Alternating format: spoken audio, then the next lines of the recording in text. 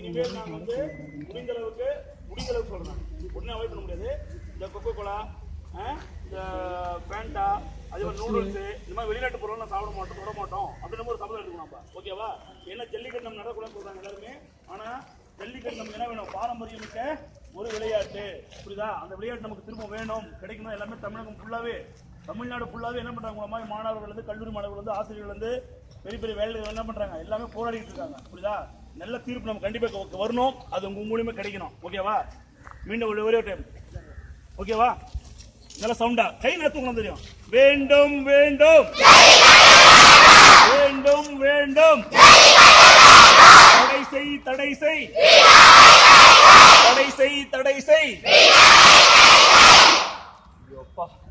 நன்றி. Super. Thank you.